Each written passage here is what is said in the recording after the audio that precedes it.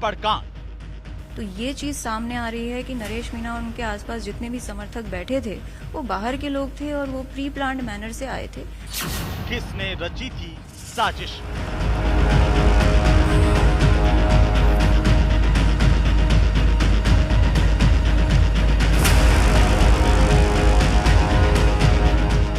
आखिर कौन था सूत्रधार?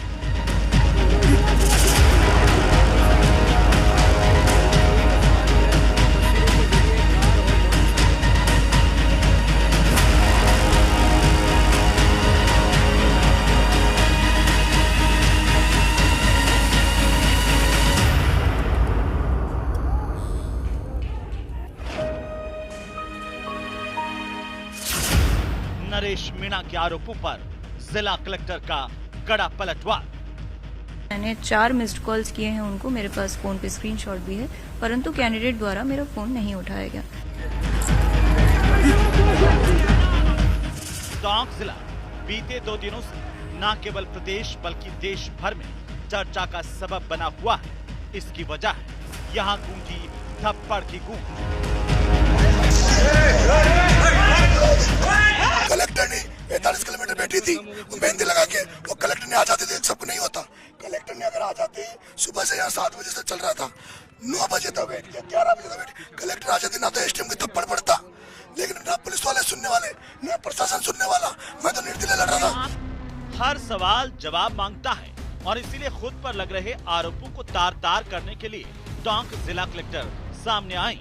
जी हाँ, थप्पड़ कांड में आईएएस अधिकारी डॉक्टर सौम्या झा की भी एंट्री हो गई। आईएएस सौम्या झा के आदेश पर ही एसडीएम अमित चौधरी समरावता गांव गए थे, जहां नरेश मीणा के साथ कहासुनी के बाद थप्पड़ कांड हो गया। शुक्रवार को सौम्या झा ने समरावता गांव पहुंचकर ग्रामीणों से बातचीत की। आपको बताते चले कि समरावता के लोगों ने अपनी मांगों को लेकर मतदान का बहिष्कार किया था। सौम्या झा के मुताबिक समझाइश के दौरान जो बखेड़ा खड़ा हुआ उसका कोई कारण नहीं।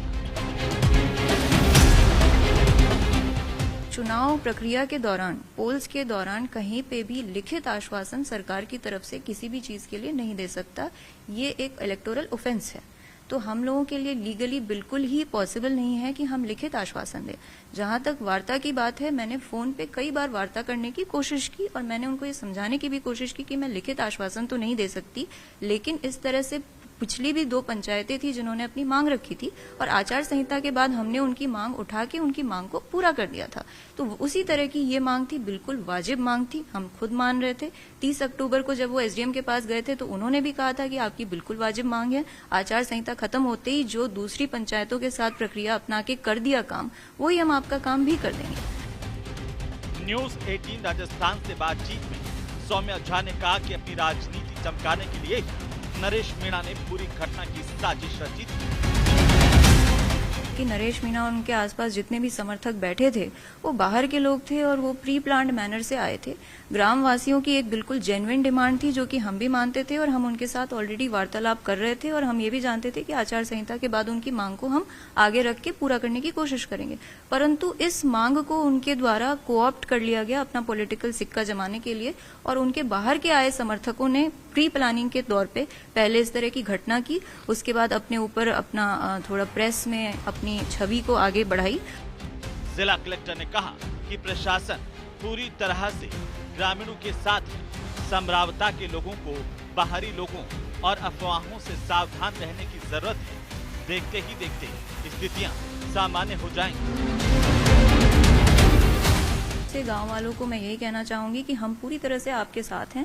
यदि आपके साथ कोई भी ज्यादती किसी के द्वारा भी हुई है, प्रशासन से, पुलिस से या नरेश मीणा के समर्थकों से, मैं वापस रिपीट करूंगी कि वो बाहर से आए हुए लोग थे, तो उन्होंने एक तरह से ग्रामवासियों के इशू को बहाना बनाते हुए अपना पॉलिटिकल सिक्का जमाने के लिए गांव के साथ भी इस तरह का उपद्रव किया कि गांव में भी हालात बिगड़ गए। अदालत ने नरेश मीणा को 14 दिन की न्यायिक हिरासत में जेल भेज दिया।